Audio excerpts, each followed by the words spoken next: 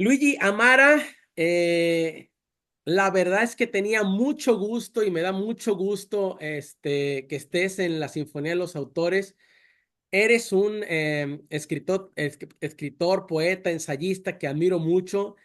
Tú lo sabes porque desde hace casi 25 años que empecé a investigar sobre la poesía mexicana para hacer esta antología que a lo mejor ya ni te acuerdas de ella, Árbol de Variada Luz, ¿no? Pues te antologué, ¿no? Porque siempre me pareció tu poesía entre lo que estaba leyendo, etcétera, muy interesante, ¿no? Un tono que ahora, bueno, pues ese tono se ha expandido, etcétera, ¿no? Incluso hasta llegar hasta tus ensayos. Y bueno, pues eres un autor imprescindible, con una mirada muy genuina, ya hablaremos de eso en su momento, con libros también de poesía, de ensayo muy también importantes, muy genuinos y que cada día van teniendo y ocupando el lugar que desde un principio, cuando uno empieza de manera incipiente, se merece, ¿no? Entonces, la verdad, Luigi, que me da muchísimo gusto tenerte en la Sinfonía de los Autores. Y mira, para no alargar todos estos elogios que yo sé que con tu ironía vas a considerar inmerecidos, pero te los mereces, me gustaría empezar. Hace un rato te decía que de pronto es difícil encontrar, y para mí fue muy difícil, por eso va a ser algo nuevo escucharte sobre estos años formativos, ¿no? La mayoría de tus entrevistas, pues estás como enfocado en la promoción de un libro y hablas alrededor de él, que no, que que cuando hacen los disidentes del universo, la escuela del aburrimiento, todo esto, te enfocas en eso y de pronto vas soltando cosas, pero no se sabe, yo no sé muy bien y quisiera que lo comentaras, que más o menos que reconstruyeras estos como primeros años. Sé, eso sí, porque lo leí en algún lado y ya no pude encontrar esa referencia, que tu papá es psiquiatra, ¿no? Pero no sé mucho de tu mamá, si tuviste hermanos, cómo era ese entorno, cuáles fueron tus primeras lecturas, cómo eras tú, si siempre fuiste un cazador de grietas o no. O sea, un poco reconstruir eso, Luigi. Me gustaría que hablaras un poco de eso, amigo. Claro, Rogelio, bueno, pues es un gusto estar aquí contigo conversando.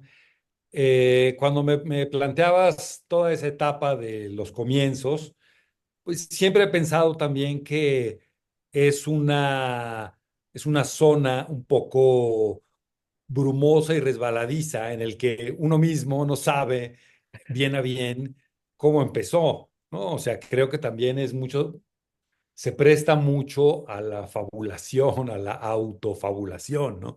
Entonces tal vez yo incurra en eso, ¿no? Porque Ojalá. hay partes de los comienzos de uno como lector o como escritor que de los que uno realmente no se acuerda y que te han contado, ¿no? Por ejemplo, a mí, mis padres me dicen que desde muy chico aprendí a leer muy chico y que me gustaba leer los poemas de García Lorca en la edición esa de Aguilar, ¿no? Las obras completas. Claro. No sé cómo di con él, o sea, pero esto dicen 4 o 5 años, ¿eh? Y que yo Ahora. me detenía y como eran, sobre todo como pequeñas coplas, me imagino, ¿no? Y que yo las leía y que se las leía, ¿no? O sea, que me interesaba ya. eh, Wow. eh, Entonces, claro, esto yo no me acuerdo en lo más mínimo, pero me lo contaron tantas veces que me lo creí verdadero, ¿no? Quién sabe si sí pasó, ¿no? Eh, lo cierto es que, bueno, en mi familia somos 4 varones Ajá. hermanos, o sea, Hombres todos.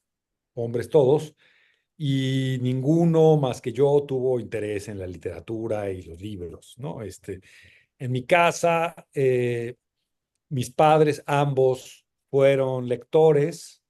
Mi padre, como dices, fue psiquiatra y psicoanalista y todo el tiempo estaba leyendo, digamos, cosas de psicoanálisis, pero también le interesaba mucho la literatura, porque en la literatura, sí, ya sabes, ¿no? Los psicoanalistas siempre han encontrado casos o ilustraciones o metáforas o problemas en la literatura que tienen que ver con la vida psíquica, ¿no? De sus Ya. pacientes, ¿no? Entonces, siempre él buscaba este puente, ¿no? Entre lo literario y lo médico. Y mi madre fue economista y también todo el tiempo estaba leyendo, pero más, digamos, a Marx, ¿no? Era la época, Ah, este, sí. Entró duro, ¿no? El sí, le marxismo. entró duro.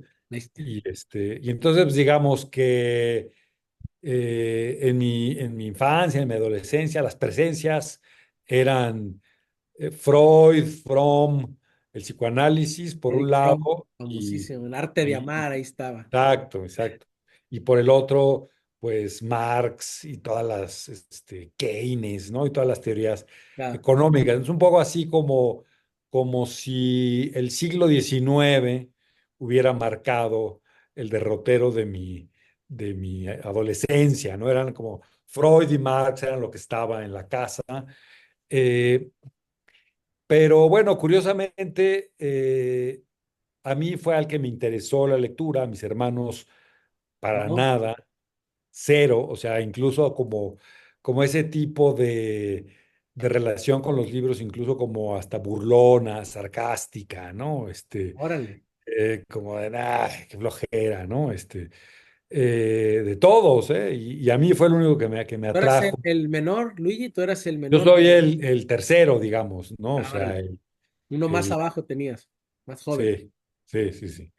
Eh, y bueno, la verdad es que te digo, es como un enigma porque de repente uno se siente atraído por los Sí. libros y otros no, en el mismo contexto, etcétera, etcétera. Pero sí Eh, había libros ahí en tu casa, estos libros, sí, había otros más, supongo, de literatura que a ti, digo, estaba Lorca, porque como a esa edad no ibas a encontrar sino sí, en tu claro, casa. claro. Había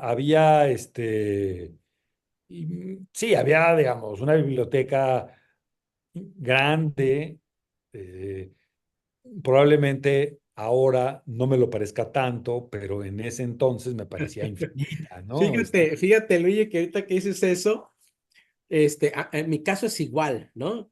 Y lo he contado miles de veces, o sea, mi papá no leía, mi mamá era maestra y tampoco leía, este, y mi abuelo leía y era cronista deportivo y todo. Ahorita te pregunto si por alguna razón viene de algún abuelo, de alguna cosa lo tuyo, pero en casa había un librero que lo metieron en el cuarto de los tiliches y cuando ya hay algo, uno hasta ahí va, cabrón. A mí me castigaban y ahí fue donde me castigaban en el cuarto de los tiliches encerrado y ahí era donde estaba el librero. Y gracias a los castigos, güey, que pasaba 1 hora, 2 horas, te vas a quedar. Yo ahí leí El Tesoro de la Juventud, Canek, de Armilo Abreu Gómez, leí Pedro Páramo, o sea, que eran libros de mi abuelo que mi mamá había dicho, ¿dónde los pongo estos? Ya en el cuarto donde están los pinches bártulos y los ventiladores rotos y la chingada. Entonces es bien curioso lo que dices, cómo se impone, no sabes de dónde se impone esto, este gusto, ¿no? Esta atracción por este tipo de cosas. Pero no tenías, por ejemplo, pero en tu caso, digamos, estaban los libros ahí, digamos, cerca, Sí. pues, ¿no? No, bueno, y sí debo decir que mis padres, ambos, era común verlos leyendo, pues, no era algo que no sucediera, Ah, no era era como en mi como, caso, que yo no lo veía más que a mi abuelo, no, pues, no, ¿no? exacto, acá era continuo, ¿no? Porque no, del lado de mis abuelos, ninguno fue lector, ni mis tíos, o sea, digamos, era como, o sea, los libros por ahí andaban, pero Curioso, ¿eh? nadie les prestaba atención alguna, ¿no? Y mis papás sí, ambos, ¿no? Por ejemplo, mi abuelo paterno, que era siciliano, era muy pues no sé, como de la intemperie, le gustaba estar, le gustaba cazar, le gustaba hacer como todo una vida como más aventurera. Pesca y todo este rollo. Ajá, era como una vida mucho más solar, ¿no? Digamos. Ah, Le gustaba cocinar, etcétera. Y todo el tiempo estaba, digamos, conminando a mi padre a que dejara los libros, pues, ¿no? A que saliera de ahí. 20, ¿no? Ajá, y digamos, él, por ejemplo, mi abuelo paterno, sí me contagió ese gusto por caminar, por estar a la aventura y también por cocinar, ¿no? Yo aprendí a cocinar con él y era un contraste con mi papá que siempre estaba por ahí sentado leyendo. Mi papá Claro. tenía una manía que era tomar apuntes, ¿no? Entonces, uno lo veía siempre escribiendo, pero no es que estuviera tanto escribiendo libros o lo que sea, sino que estaba tomando apuntes de las lecturas, ¿no? Yo supongo que también Ah, para sus consultas, casos. sus Ah, terapias, exacto, casos, etcétera, ¿no? Y entonces, a mí me atraía mucho más el mundo aventurero de mi abuelo, ¿no?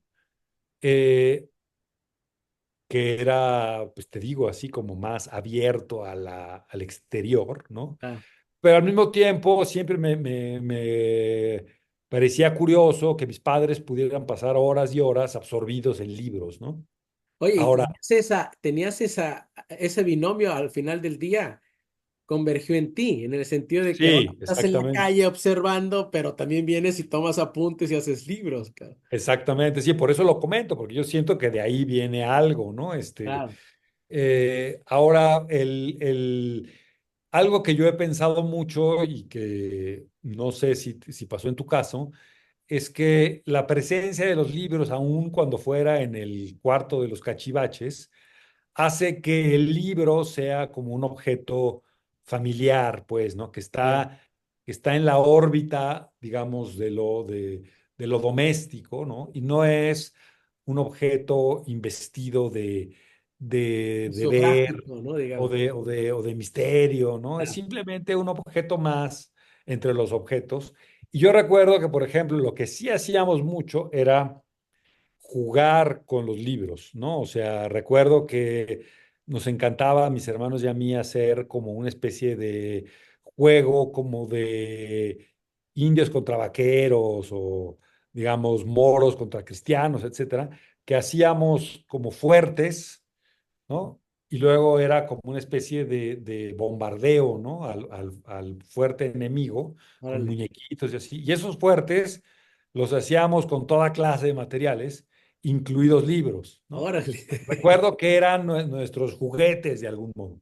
Entonces yo creo que también estar manipulando libros, estar en contacto con ellos y que no sea un objeto lejano que tiene que ver con la escuela, etcétera, también hace que en algún momento, pues ya que están ahí, los abras, ¿no? Y los Ah, leas y empieces a ver qué pasa en ello, ¿no?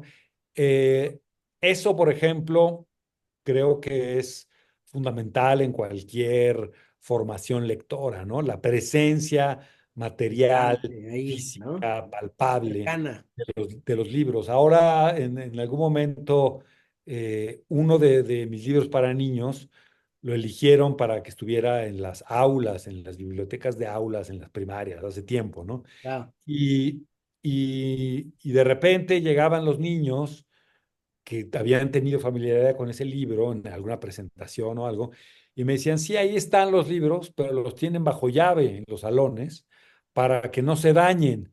Entonces tú dices, bueno, o sea, tienen sus libros a la mano, pero al mismo tiempo son inaccesibles, ¿no? Una exacto, locura, ya exacto. sabes, de las Sí, políticas públicas en este país. Yo creo que eso, ¿no? La presencia material, la cercanía de los libros, también, no necesariamente, porque en mis hermanos, también los tenían a la mano y no les interesan en lo más mínimo, ¿no? Pero por lo menos uno de cuatro llegamos a los sí. libros. Fíjate que ahorita que dices eso, yo quería hacer un experimento, nada más que es un poco eh, inviable, pero porque yo me di cuenta que hay un pueblo en el que son mis suegros originarios, que vamos mucho y que de hecho escribí un libro de cuentos que va a salir pronto, primero Dios, y en ese pueblo yo vi que un señor llevó unos libros que puso ahí afuera de un negocio de ropa, así de estos libros que tuvo la abuela o el bisabuelo y que él ya no quiere y que los saca, ¿no? Yo vi que la gente llegaba, Luigi, y se los llevaba, cabrón.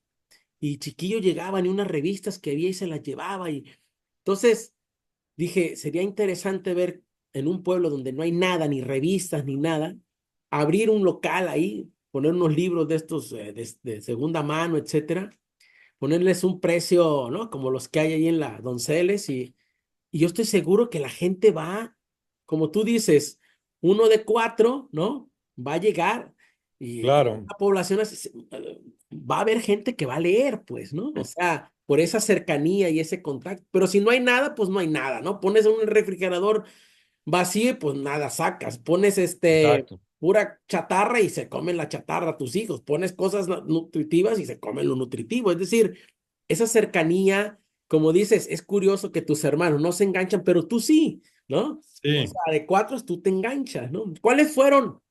Luigi, hablando en ese momento, ¿tienes idea de en qué momento tú decías, tú tuviste conciencia de, estos autores, empecé a leer estos autores, o empezaste, en qué momento empezaste tú a sentir ya como a ser proclive a escribir?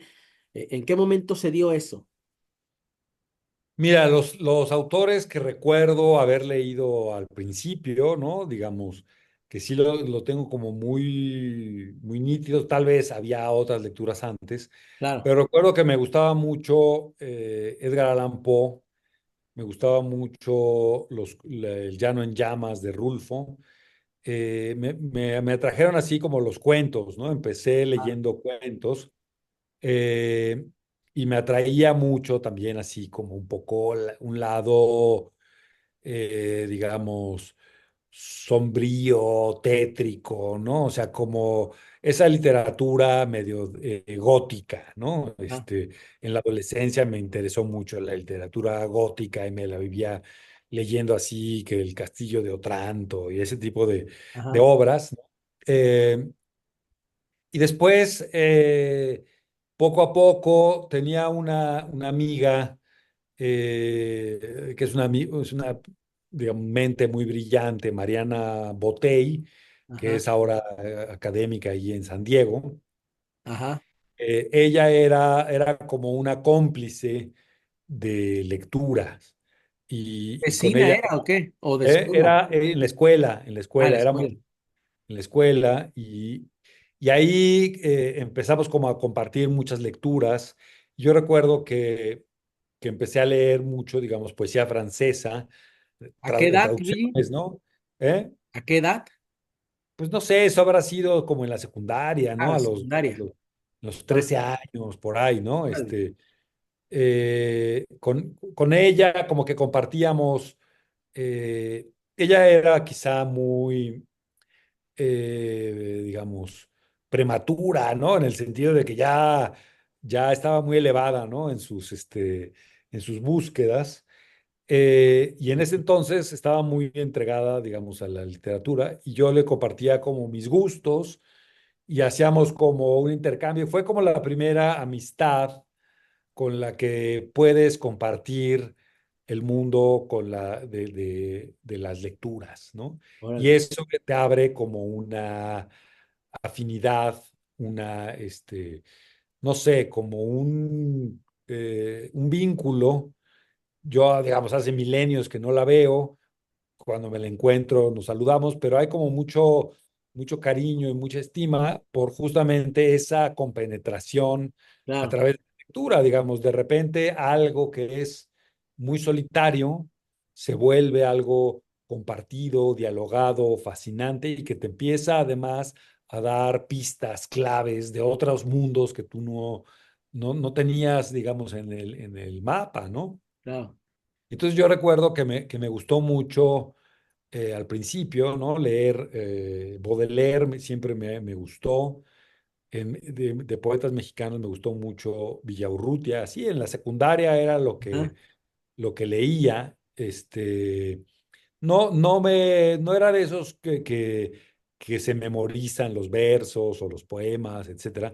Simplemente era una lectura un poco obsesiva o sea, me recuerdo haber, no sé, leído Nostalgia de la muerte de Villaurrutia 3 veces seguidas, ¿no? O sea, lo terminaba, y volvías.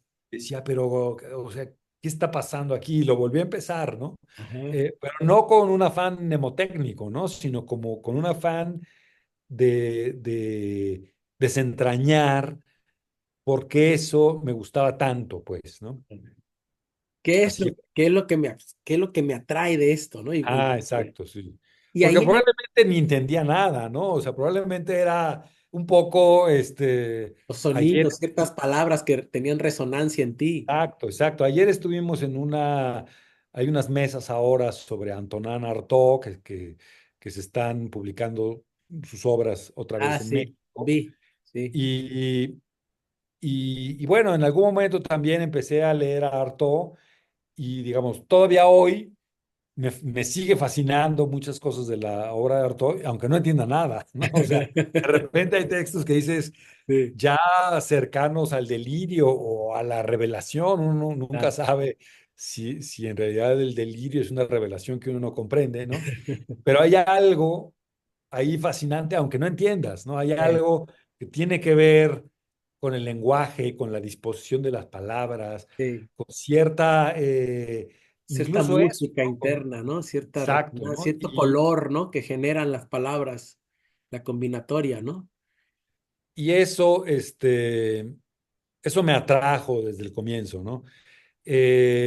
Lo primero que recuerdo haber, digamos, ni siquiera escrito, ¿no? O sea, digamos, mi primer acercamiento ya, digamos, de crear algo, era casi como un juego radiofónico que hacíamos con mi hermano más chico. A él le gustaba y le siguen gustando más las máquinas, los aparatos, ¿no? Es diseñador industrial, ¿no? Entonces siempre le atraían las máquinas. Entonces él, digamos, manejaba una grabadora, ¿no? De esas de cassette, y yo iba contando cuentos de terror que me iba inventando, pues, ¿no? Que eran Wow. como sesiones radiofónicas, ¿no? No, no creo que perdure ninguno de esos cassettes, o tal vez está ahí en algún closet perdido de mi mamá, Ujú. pero eso sí lo recuerdo muy bien, la fascinación de estar así como una especie de Contar. cabina, sí, como una cabina de radio y la fascinación de estar inventando algo y meterle suspenso, digamos. Yo estaba en mi periodo así como más Es gótico, fabular, ¿no? Cosas, fabular, fabular. fabular, y también, no, la verdad no recuerdo haber sido muy, eh, no sé, como un radio escucha o que hubiera radionovelas y que yo las siguiera, no lo recuerdo, pero sí me acuerdo la cuestión como de ir crear un suspenso y de tener el supuesto programa para que continuara al día siguiente, como todas estas claves, ¿no? Que tienen que ver con ya, pues que era como una escritura oral, ¿no? Por Claro. llamarlo de alguna manera. Todavía no la Eh, aterrizabas en papel, pero ya la estabas construyendo, digamos. exacto. Y, y bueno, ya después lo primero que empecé a escribir como en papel fueron como pequeños poemas, ¿no? Ajá. Eran poemas breves, quizá. O sea, ni siquiera eran como uno suele de repente hacer, escribirle algo a alguien, ¿no? No, esto era completamente como ya de entrada, intentar hacer lo que yo veía que hacía Baudelaire, Nerval, Villaurrutia. Fíjate un autor que no sé bien por qué estaba ahí presente también y que yo leía era Rebolledo, ¿no? Este poeta modernista, o sea, tal Efraín. vez por mi lado gótico, ahí me fui y no me fascinaba tanto como Villaurrutia, pero también lo leí, ¿no? Bastante. Y todavía hoy de repente lo regreso a todos estos autores, Claro. regreso, o sea, sí son autores que están ahí en mi Que fueron imaginario. clave, digamos, para ti, para tu Sí, formación. Y sí. ahí, ¿y cuándo es el momento, Luis, en que empiezas a, digamos, a tener una conciencia de decir, yo me quiero, digo, obviamente previo a tu ingreso a filosofía y letras, supongo, de decir, yo quiero ser escritor, quiero ser poeta o yo quiero dedicarme a esto, pues. ¿Tienes conciencia de ese momento en el cual tú ya, digo, esta amistad literaria que tuviste tan potente, ¿no? Con esta compañera, pues muy emblemática, pues, ¿no? Esa, como dices, esta comunión que se hizo después de estar tú como en solitario. Pero hubo un momento en el que tú dijiste, yo quiero dedicarme a esto, voy a ir a un taller o hubo algo que, hubo una transición ahí importante en ti que en la cual tú ya llegaras a, si me voy a dedicar a esto. No, no de manera así como consciente y así como contundente, ¿no? O sea, creo que eh, en esos años formativos uno también está experimentando muchas cosas, ¿no? Anda por aquí, por allá. También, digamos, me gustaba jugar fútbol y no decía yo quiero ser futbolista ni nada, ¿no? O sea, simplemente Bien. jugaba y también me gustaba la literatura y la leía y escribía cosas, pero no creo que hubiera como una conciencia clara de, a ver, yo quiero ser escritor, ¿no? Me gustaba escribir, pero escribir no te hace escritor, pues, ¿no? O Ah, tal vez sí, pero no digamos como una investidura, ¿no? O un ah, papel, ¿no? Que uno quiere desempeñar, ¿no? Eh, yo sabía que eso me atraía y que lo hacía con gusto, con curiosidad, como con sí, como con cierta, pues diría, incluso hasta pasión, ¿no? O sea, digamos, es una etapa en la que uno se apasiona mucho de ciertas claro. cosas. Pero mira, por ejemplo, también me gustaban mucho las matemáticas, era muy bueno en matemáticas, me interesaba la física, yo primero quise estudiar física, entonces yo me veía como un científico, ¿no? Era lo que a mí me gustaba también, pero yo me daba cuenta de que leer literatura, leer poesía, escribirla incluso, uno la podía hacer de todas maneras, pues, ¿no? Ah, Y entonces me acuerdo en la escuela que de repente, no sé, en alguna clase de literatura decían, bueno, a ver, estamos leyendo tal cosa, etcétera. Y yo de la nada decía, yo escribí un cuento y lo quiero leer, ¿no? Y ah, entonces era así como la maestra decía, bueno, bueno, a ver, primero enséñamelo o algo, ¿no? ah, Y ya se lo enseñaba y decía, sí, vamos a leerlo y lo leíamos ahí. Pero no había como sí, como un convencimiento de que esa era mi ocupación y que esa iba a ser como mi vocación, ¿no? Yo de hecho empecé estudiando física, me fui a Italia a ah, estudiar física, porque, digamos, yo tenía mucha facilidad para las matemáticas y además me gustaba, pues, ¿no? Y entonces, yo me visualizaba más así, ¿no? como un Quería, científico. muy científico, muy científico.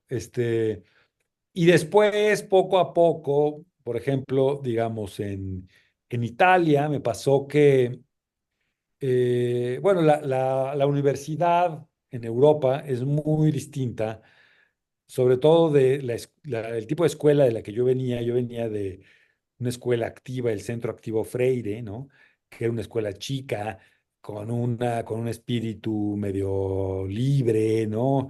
Ah, Este, habíamos ido a alfabetizar a comunidades, ¿no? Etcétera. Entonces era otro rollo y llego a Italia y era como un mundo un poco impersonal, árido, difícil, hostil, ¿no? hostil, ¿no? Un poco, pues imagínate salones como anfiteatros, ¿no? Ah, El profesor habla con micrófono, eres uno más en un ah. aula gigantesca, Y ni ¿no? te ve el profesor y ni sabe quién eres y ni tú ves a los demás y entran y salen. Exacto, exacto. Y en ese contexto, yo me empecé a llevar con amigos que eran de la Facultad de Filosofía y Letras, ¿no? O O sea, sea, como que, era irremediable. ajá, exacto. O sea, también debo decir que, digamos, los físicos, o por lo menos en esa época que a mí me tocó, había mucha individualismo, ¿no? Mucha como competencia, ¿no? No sé si así sea o me pareció raro. Y en cambio, ese espíritu que te digo con esta amiga que compartíamos lecturas, etcétera, sí lo viví con la gente de filosofía y letras de allá, en Italia, en Roma. Y entonces en alguna hubo un periodo de huelgas en Italia, era el 89, el 90, ¿no? Por ahí. Y pues no había nada que hacer. Dije, bueno, voy a México a visitar a mi familia, etcétera. Y estaban las inscripciones a la UNAM. Y dije, voy a meterme a ver, A voy a ver probar qué. suerte ahí en filosofía, pero como influido por estas amistades Ah, italianas, ¿no? Y bueno, también porque había empezado a leer cosas que también, o sea, había empezado a leer, no sé, por ejemplo, a Foucault, ¿no? Y ajá. tampoco entendía nada, pero también me atraía, ¿no? O sea, ese Y ya leías discurso, algo, obviamente poesía, ¿no? Siempre desde Lorca a sí, los 4 años. sí, Dejemos lo que fue real, que no fue una invención, que fue real lo que te contaron. ajá.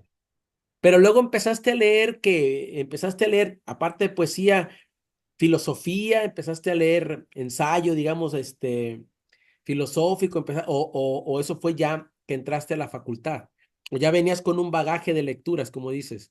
Empecé a leer, por ejemplo, cosas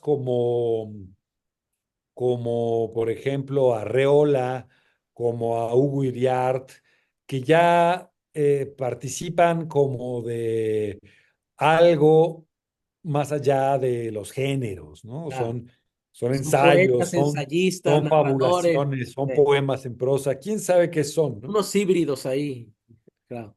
Ese tipo de lectura, por ejemplo, leía, me acuerdo que un libro que me llamó muchísimo la atención fue el de Tita Valencia, Minotauromaquia, ¿no? Ajá, Que yo decía, ¿qué es esto? ¿No? O sea, es como una novela, pero está escrita como. ajá. Ese tipo de libros me atrajeron, ¿no? Disertación sobre las telarañas de Hugo Iriart, De arte, claro. Los este, dientes eran el piano y toda esta cosa, ¿no? Tan exacto, ¿no? interesante. O los libros también así, el bestiario de Arreola, etcétera. Digamos, yo no sé, si leía a Cortázar, que después de pasar de Edgar Allan Poe, pasé a Cortázar, ¿no? Porque las traducciones de Poe eran de Cortázar, Cortázar, claro. pero ahí para mí era muy claro, no sé, leer a Rulfo, a Poe, a Cortázar era muy claro. Bueno, esto es cuento, ¿no? O esto es novela, ¿no? Era muy claro. Pero ese terreno raro, ¿no? De estos autores fue digamos, el que más me atrajo. Eh, y yo empecé leyendo filosofía creyendo que era un poco eso, ¿no? O sea, los primeros textos que tomé, quizá era porque estaban de moda o porque estaban en mi casa, ¿no? Pero digamos, eran los filósofos franceses más incomprensibles, ¿no? Derrida, Deleuze, Ajá, Foucault, yo los agarraba como creyendo que eran eh, ensayos en el sentido de, digamos, de un juguete verbal, ¿no? claro. Y me encontré con otra cosa que también me atrajo. Y entonces me metí a estudiar filosofía pensando en que la escritura y la literatura estaban allí independientemente de lo que estudiara, pues, ¿no? O sea, de que Ah, yo podía leer y escribir lo que me gustaba independientemente de mi carrera, pues, ¿no? Y claro, lo que descubrí en filosofía era que la filosofía era una cosa muy distinta de lo que yo creía, ¿no? Este, y, abstracto, todo ahí en el Sí, aire. y entras y una cuestión mucho más rigurosa, ¿no? Ah, Más metódica, más.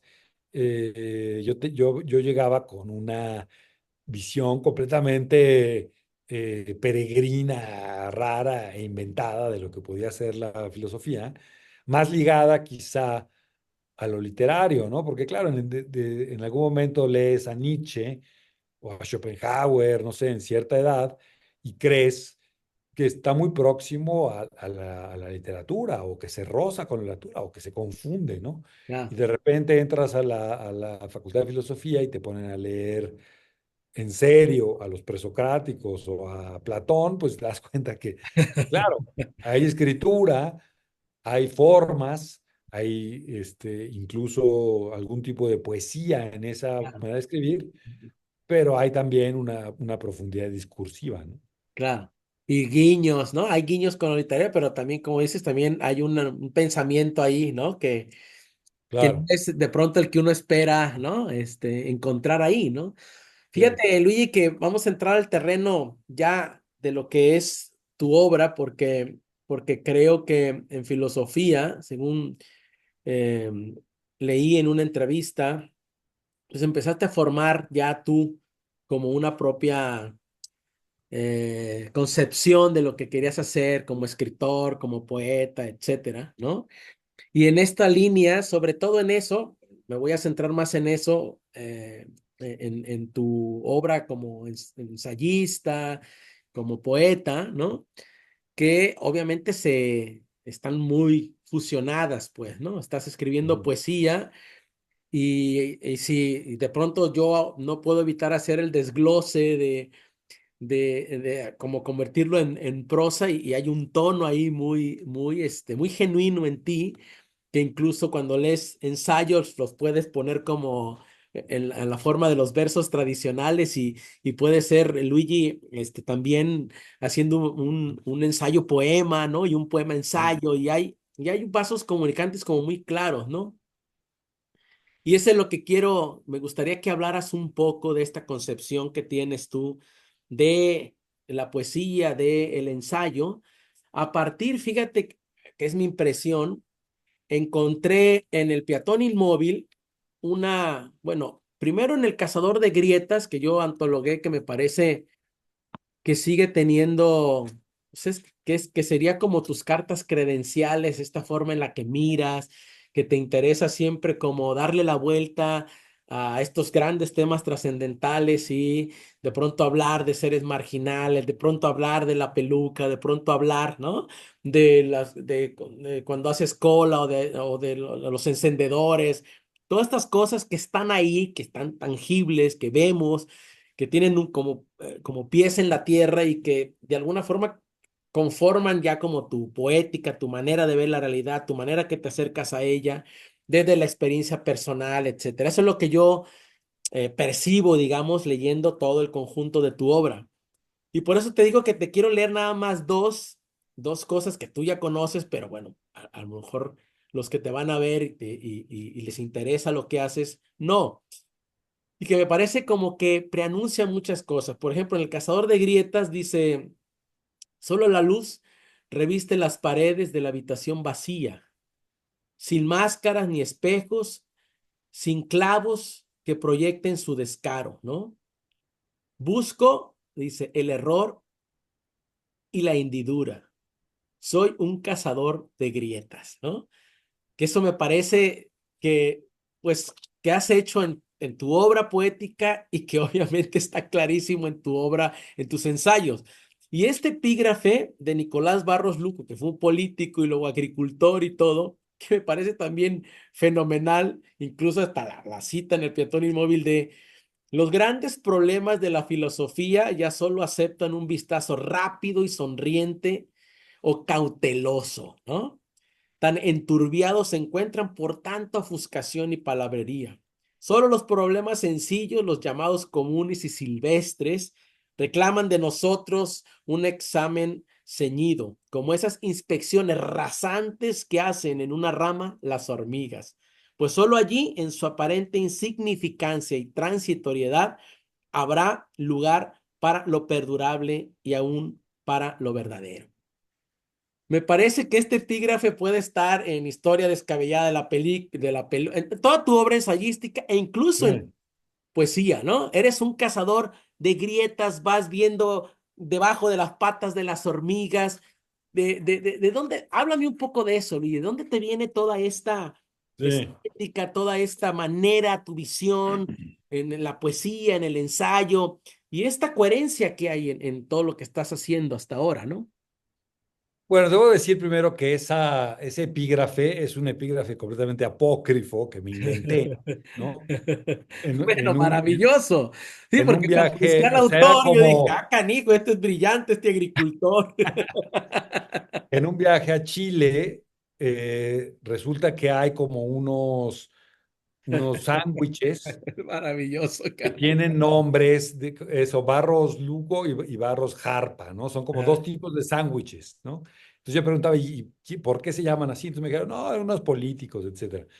Y entonces me pareció fascinante que a unos sándwiches les pongan tu nombre, los bauticen. Pero lo que yo quería era justo poner como una especie de poética en algún lado, y entonces lo deslicé a través de inventarles estos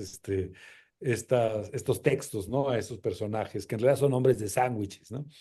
Eh, bueno, no sé, como fíjate que eh, cuando estuve en Italia, viviendo en Italia, sí me llamó mucho la atención la pintura metafísica, ¿no? De Giorgio de Chirico, Giorgio Balla y toda esta corriente, ¿no?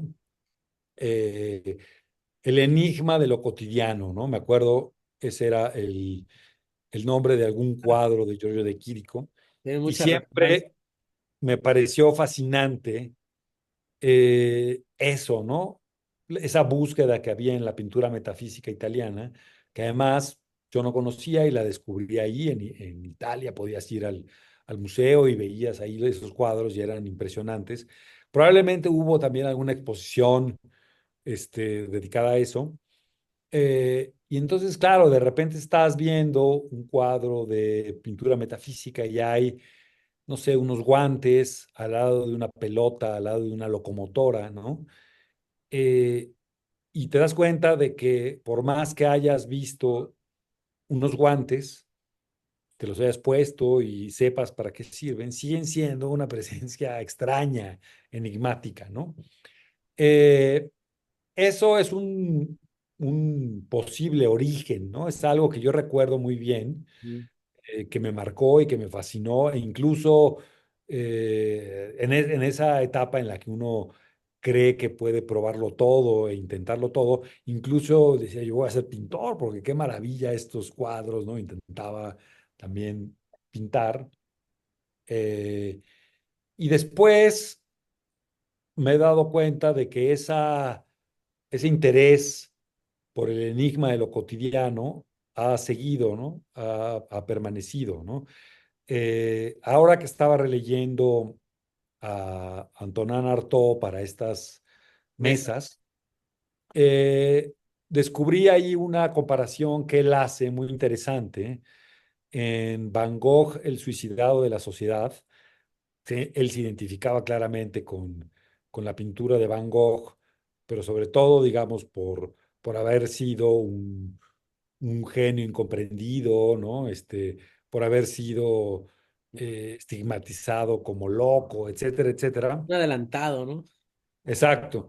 Él hace una comparación muy interesante entre el acercamiento de Gauguin a la pintura y el acercamiento de Van Gogh, ¿no? Entonces dice, Gauguin lo que quería era estirar las cosas para llevarlas al lado simbólico y mítico, ¿no? En cambio, lo que hacía Van Gogh era mirar las cosas para descubrir en ellas lo que hubiera de mítico y de simbólico, ¿no? Órale, qué Es interesante. distinto, ¿no? Es un acercamiento distinto, ¿no? Y un poco, bueno, sí, es lo que supuestamente Artaud también quiso hacer, ¿no? Entonces, claro, tú ves un cuadro de Van Gogh, está una silla de mimbre ahí en una habitación, ¿no? Y lo que se trata es de mirar de verdad esa silla, ¿no? Claro, Detenerte y es una presencia que está ahí, pero a la que también ya no le prestamos atención, damos por descontado, ¿no?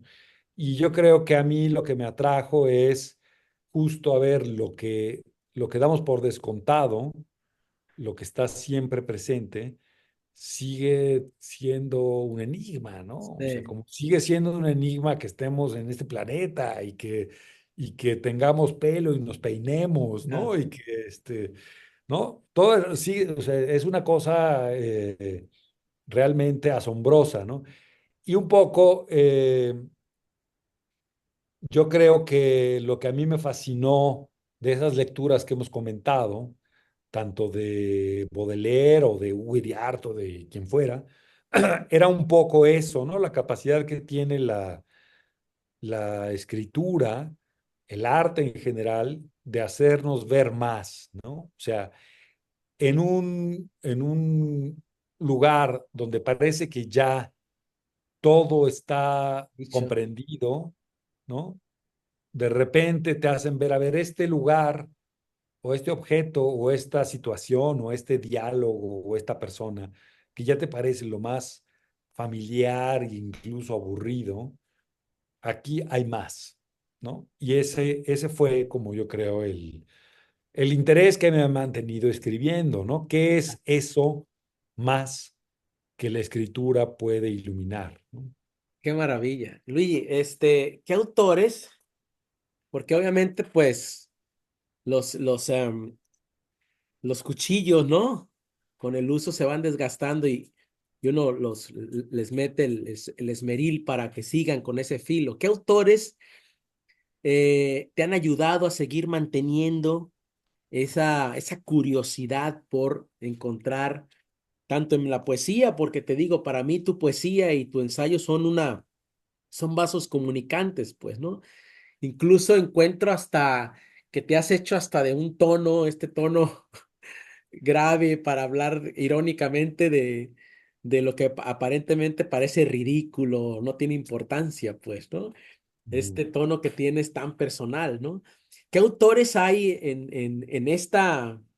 todo este recorrido que te han ayudado a afinar, digamos, esa mirada? Yo sé que obviamente Stevenson es un autor importante, pero ¿qué otros autores ahora, a este día, crees que han sido claves y que puedas compartir? Pues mira, primero sobre ese tono que comentas, estando en filosofía y letras, en la carrera de filosofía, cuando leíamos a Platón, eh, me llamó mucho la atención, creo que es en el diálogo El Parménides, Ajá, que hay una discusión, la típica discusión, ¿no? Entre Sócrates y en este caso creo que era Parménides, eh, que además seguramente eso no sucedió, no es pura invención platónica, ¿no? O sea, por las fechas no daba, ¿no? Para que pudieran dialogar. Pero en algún momento están discutiendo de si puede haber ideas en el sentido platónico, de lo bajo, de lo sucio, de la mugre, de los pelos, ¿no? lodo y Ajá, y Sócrates dice que no, ¿no? Que eso es impensable, ¿no?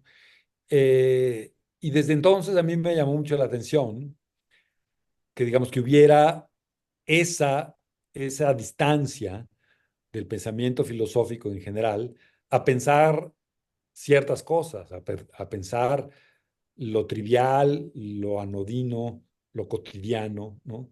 Entonces yo como desafío me planteé también inventar como un tono en el que puedas un poco burlándote de esa concepción de la filosofía, puedas pensar lo que según Platón era impensable, ¿no? Digamos, mi libro sobre la historia descabellada de la peluca es una respuesta a eso, ¿no? Yo dije, a ver, ¿cómo de que no podemos pensar los pelos, ¿no? Vamos a incluso a pensar no solo los pelos, sino los pelos postizos, ¿no? Para ah, mayor excentricidad, ¿no?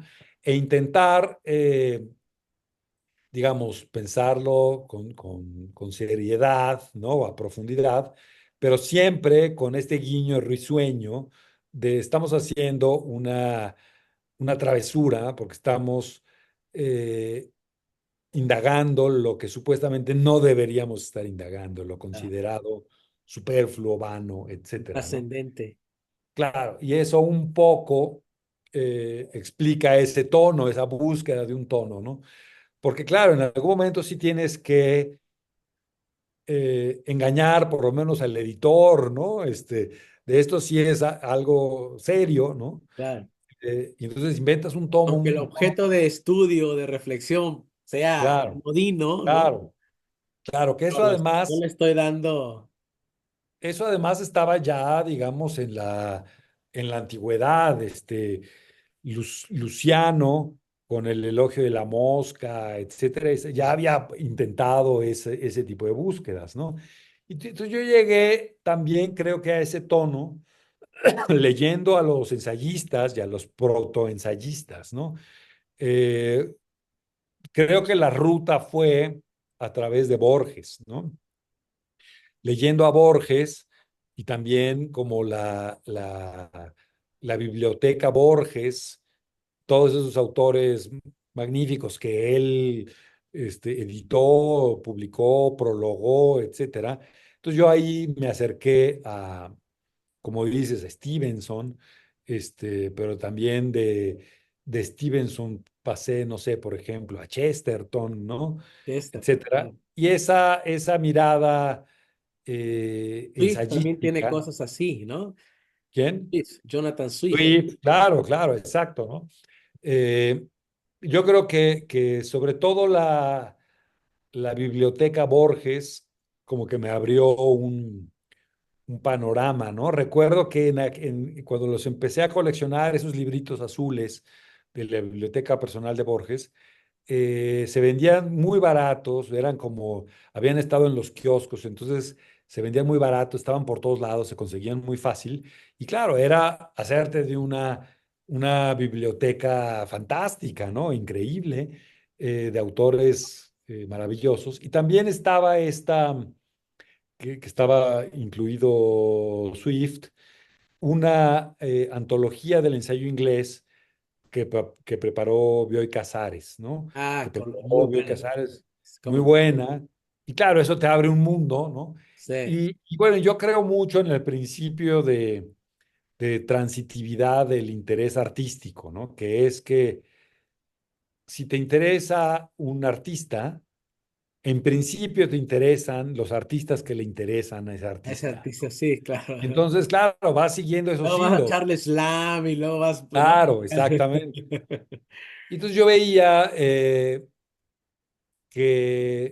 que había la posibilidad de escribir como los ensayistas que me gustaban, como Charles Lamb, como Hazlitt, como Stevenson, pero tal vez sobre problemas más filosóficos. Eso era como mi intuición. Creí que eso era posible, ¿no?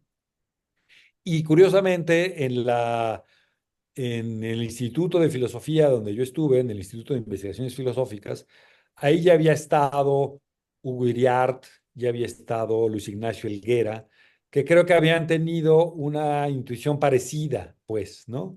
O sea, acercarse con ojos literarios a los problemas filosóficos. Y es un poco lo que uno intenta. Pero bueno, los filósofos son muy difíciles, ¿no? Y quieren rigor y método, etcétera. Entonces, de algún modo, tus búsquedas, además, un poco hay un espíritu de provocación en ese tono que mencionas, ¿no?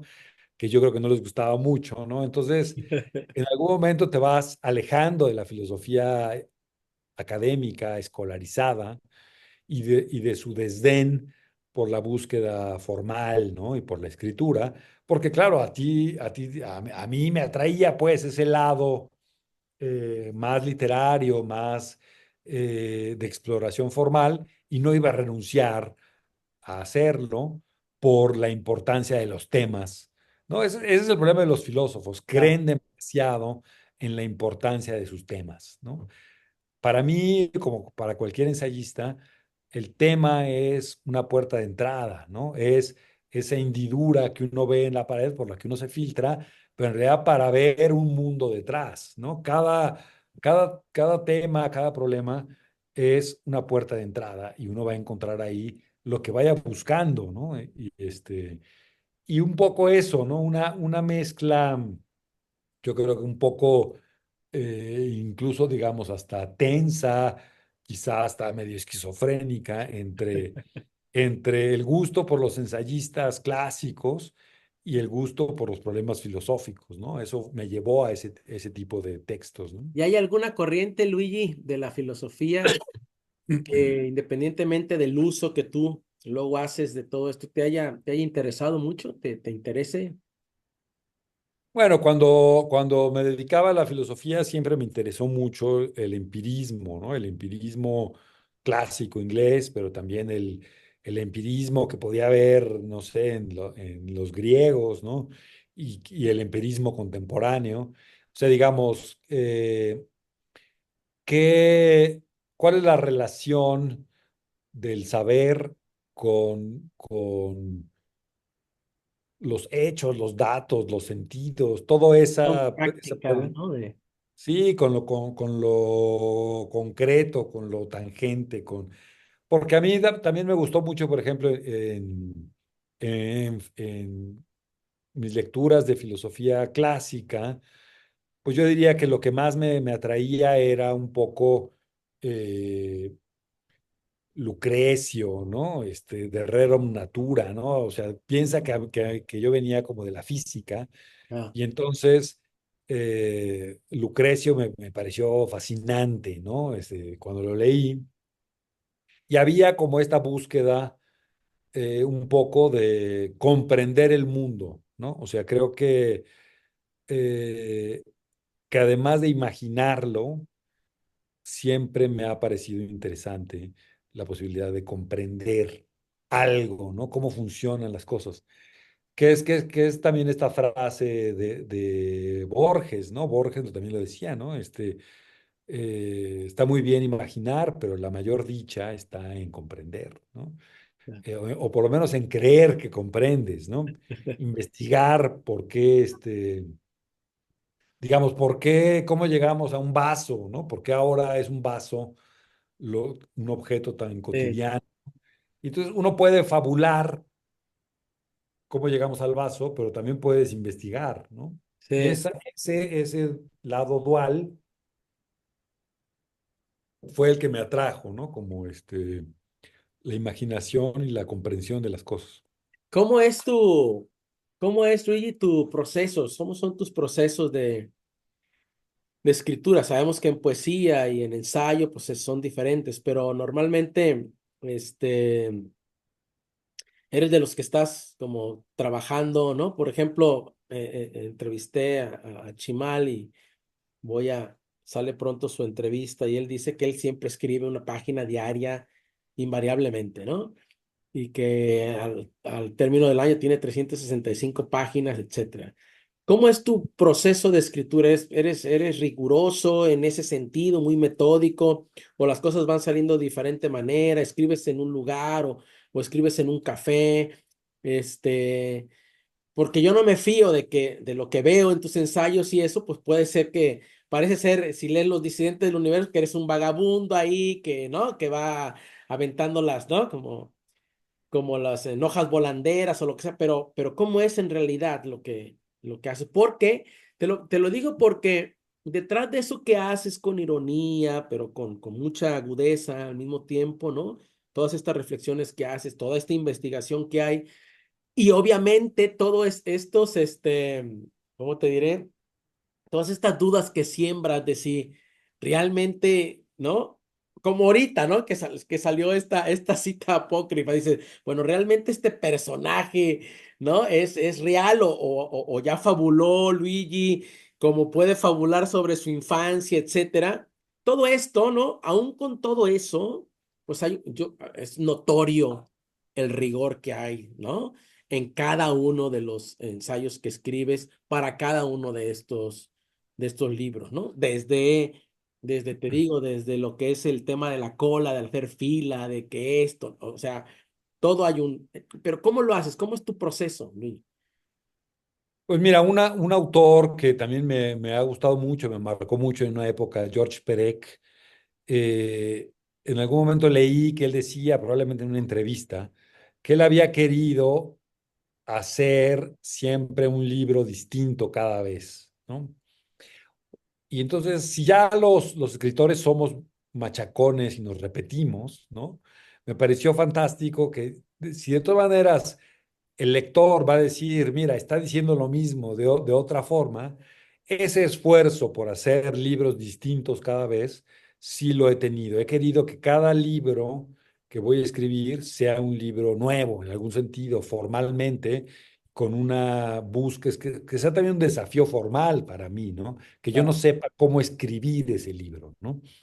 Eh, de modo que cada libro nuevo plantea su propio método, ¿no? Digamos, o Ah, su propia pregunta de cómo vamos a acercarnos a ello, ¿no? Entonces, ha habido libros que demandan eso, salir a vagar, ¿no? Tomar apuntes mientras uno está caminando, perderse. Y hay libros que han demandado meterse a las bibliotecas y hacer investigaciones. Digamos, para hacer mi libro sobre la peluca, tuve que incluso estar lo sé, días, se días ve. en la biblioteca ahí de París, ¿no? En la Biblioteca Nacional de Francia, Cuando hablas buscar. de los compositores, de Haydn y de Beethoven, y, o sea, es notoria esa investigación, por eso te lo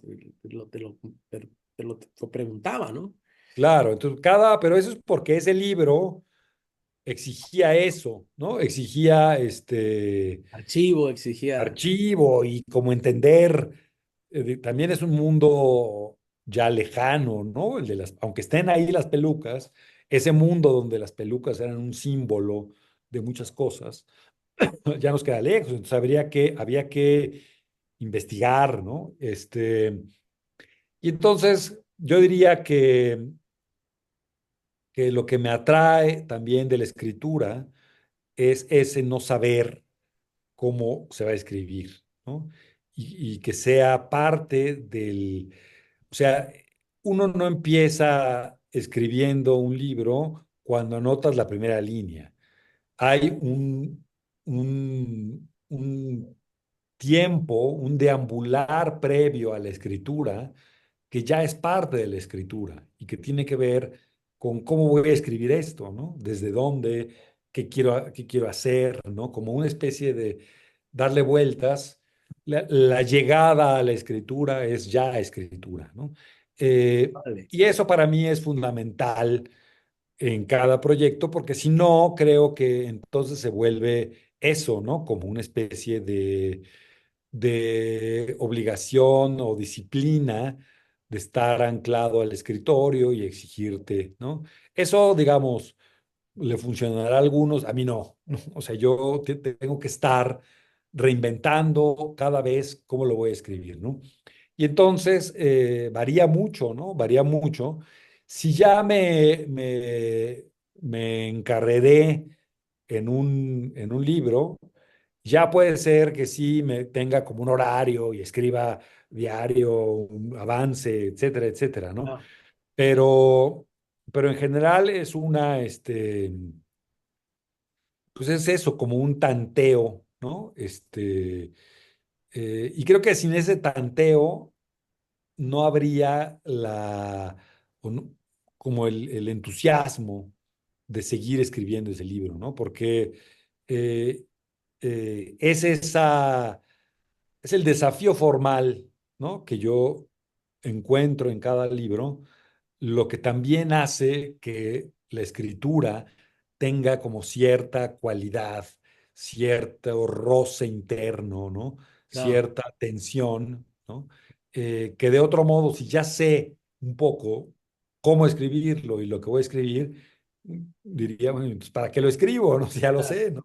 Pierde todo interés, ¿no? Todo Claro, deseo, o toda sea, la forma jocosidad. misma es un descubrimiento, no es que ya esté dada, ¿no? Entonces probablemente, digamos, tú que me has leído, o los lectores dirán, bueno, pero si en realidad se repite cada página, ¿no? O sea, no puede ser. Bueno, tal vez, pero entonces, justamente por eso, porque somos repetitivos los escritores y tenemos tres o cuatro ideas machaconas, es que hay que, desde mi punto de vista, seguir haciendo esa búsqueda formal, ¿no? Esa búsqueda de que el lenguaje no sea lo que había sido, sino otra cosa, ¿no? Te voy a hacer una pregunta,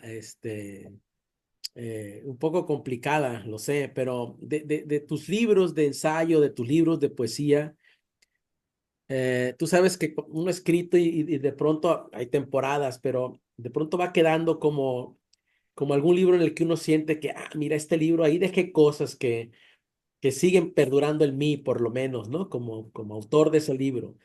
¿Qué libro elegirías en poesía o en ensayo que digas, ese libro sigue, ¿no? Sigue, digamos, teniendo una resonancia importante para mí, pues una importancia, clave, ¿no? En mi obra. Mira, ya sabemos que es una pregunta difícil, ¿no? Porque además uno va cambiando, ¿no? De repente uno tiene ciertas afinidades con ciertos libros Así y es. luego con otros, ¿no? Eh, o O con ciertos aversiones, poemas o con ciertas claro, partes de ese libro, ¿no? claro, o aversiones, ¿no? Que de repente, dices, cómo se me ocurrió escribir esto? ¿En Ah, qué estaba pensando, ¿no? sí. Pero mira, por ejemplo, siento muy cercano todavía un libro que se llama La Escuela del Aburrimiento, Ajá, que es quizá el libro en el que más estuve metido, pues, ¿no? ajá, Más tiempo, más reflexión. Y era un libro que era, digamos, como, para mí, pues, era como una especie de declaración de principios, ¿no? Frente a la filosofía. Yo me dediqué mucho tiempo a hacer filosofía en la academia, ¿no? Y entonces, al sentir que el tipo de cosas que me interesaban no podían hacerse desde la academia, yo me salí del instituto, eh, siempre tenía como la inquietud de publicar un libro que reflejara como el tipo de acercamiento filosófico que yo podía hacer fuera de la academia, ¿no? Entonces era como una especie de asignatura pendiente para mí, era ah, como mi no tesis, ¿no? O ah, sea, a ver, esto se podría hacer en la filosofía, pero la universidad no te deja, ah, ¿no? Que la universidad, en quién sabe qué está pensando, ¿no? Entonces era para mí un desafío. eh, y en ese sentido, era como también sintetizar una búsqueda ensayística con una búsqueda filosófica, ¿no? Y por eso me gusta, pues, ¿no? ah, No sé si lo conseguí, etcétera, pero por lo menos lo intenté, pues, ¿no? Y, y era, digamos, difícil porque yo no sabía de antemano qué iba a resultar, ¿no? Yo tenía la sensación de que el mundo académico, filosófico, por lo menos en México, probablemente si hubiéramos estado en Francia, donde son como mucho más abiertos a lo que puede ah, ser el discurso filosófico, pero pues, en México era imposible escribir desde la academia un libro así, ¿no? Entonces, como yo sentía esa atmósfera castrante del mundo académico, también había algo así como a ver, fuera de ese claustro, qué era lo que habrías podido hacer, ¿no? Y entonces era también como un reto personal ah. para mí, Una, ¿no? libera, una, liber- una especie de liberación de ese corset ahí, ¿no? Que sentía. Claro, pero era una liberación al mismo tiempo, digamos, con lo que tiene de exultante, gozoso la liberación, pero también de que te estás lanzando un poco al vacío, porque lo que te da digamos, la academia es la seguridad de que vas en una ruta ya 1000 veces transitada, ¿no? Claro. Y entonces no Es tienes por seguridad y, ¿no? ya, ¿no? Es, digamos, el camino de algún modo cómodo, aunque sea arduo, pues es de algún modo un camino ya trazado, ¿no? Y yo tenía que lanzarme al vacío de decir, a ver, esto es lo que yo hubiera querido hacer en filosofía si hubiera seguido en filosofía, ¿no? Eh, y claro, fue interesante, por ejemplo, que algunos de los filósofos que fueron mis profesores, mis maestros, o con los que conviví, ¿no? Les llamó la atención, o sea, sí dijeron, bueno, aquí hay algo, Ellos ya ¿no? querían también Claro, ¿no? Así como, bueno, incluso de gente desertar. como, claro, que yo ni siquiera me imaginaba, o sea, por ejemplo, eh, hubo profesores así como analíticos, filósofos así como de otra escuela completamente distinta, que incluso lo reseñaron, ¿no? Como diciendo, bueno, aquí hay Wow, algo, vamos a ver, ¿no? wow, Etcétera. Y esto, por eso lo siento como muy, también porque me tardé muchos años en escribirlo, ¿no? También requirió investigación, pero también requirió, por ejemplo, fui a Las Vegas 2 veces a investigar el mundo del juego y de la diversión, ¿no? wow. Como para ver qué pasaba ahí. Y era como investigaciones de campo, ¿no? Sí, sí, sí, Yo sí. no sabía de antemano que tenía que ir a Las Vegas y de repente el curso del libro me dijo, es que tienes que ir a Las Vegas. Wow, Y fui una vez y luego no fue suficiente y tuve que volver, etcétera. No sé si es un libro o un tipo de libro que haría ahora, ¿no? Pero sí es un libro que me gustó mucho hacer y que fue como muy exigente para mí mismo, ¿no? Y fue también una liberación, ¿no? Entonces por eso lo siento cercano. No sé ni siquiera si sea mi mejor libro ni nada, ¿no? Pero digamos, el que yo más estimo por todo esto, también porque tiene una historia personal, ¿no? Detrás, claro. ¿no? Cómo eh, todos esos años que me pasé estudiando, leyendo filosofía, no se tiran ahí a la basura, pues, ¿no? Ah, Entonces, ¿cómo rescatar eso? Y siento que en ese libro algo de esa historia personal mía queda plasmado, ¿no? ahí. Luigi, finalmente, ¿qué estás haciendo? ¿En qué estás trabajando? ¿Qué proyectos estás, en qué proyecto estás metido ahora mismo? Bueno, uno siempre, ya sabes, está en 10,000 proyectos a la vez. Ahora acabo de mandar a una editorial un libro que viene que se llama Fetiches Ordinarios, que es un poco una exploración, un poco lo mismo, ¿no? Exploración de objetos cotidianos Ajá, con una mirada ensayística muy digamos, al estilo quizá de Charles Lamb, ajá, pero como también con una búsqueda histórica, antropológica, ¿no? Como ¿por qué necesitamos, por ejemplo, de bolsas? ¿Por qué vamos a cagar a un excusado que usa agua, ¿no? Ese tipo de preguntas, ¿no? Que uno ah, de repente deja de hacerse. Este es un libro de 48 ensayos wow, sobre eso. Y luego, digamos que terminé un libro que estoy revisando ahora, ya como para también publicarlo, que es completamente distinto porque son como reflexiones sobre formas breves que se piensan a sí mismas. O sea, digamos, hay un ensayo, por ejemplo, sobre las notas al pie de página, hecho en notas al pie de página, reflexionando sobre qué son y cómo funcionan las notas al pie de página. órale. O, por ejemplo, otro texto es los papelitos de los post-its, ¿no? Ujú, Estas anotaciones que uno hace en post-its. Entonces es una reflexión sobre los post-its hecho en post-its, ¿no? Entonces es un poco como los textos mismos despliegan o van desplegando aquello mismo que investigan, ¿no? claro. Son como medio Neta, ¿no? ajá, recursivos, ¿no? Un poco medio enloquecidos, Claro, pero son más eh, como exploraciones formales, ¿no? Son, a diferencia de este otro que es exploraciones del objeto concreto, claro, ¿no? De esta como coraza en la que uno vive. Estas son exploraciones formales más, debrayadas, diría yo, ¿no? Pero que de algún modo también lo que quieren hacer es que el texto no hable sobre algo ajeno, sino que de algún modo encarne aquello que Ah, está pensando, esa pues, ¿no? forma se piense como a sí misma, como forma. Exactamente. Sí. Luigi, te agradezco muchísimo esta conversación.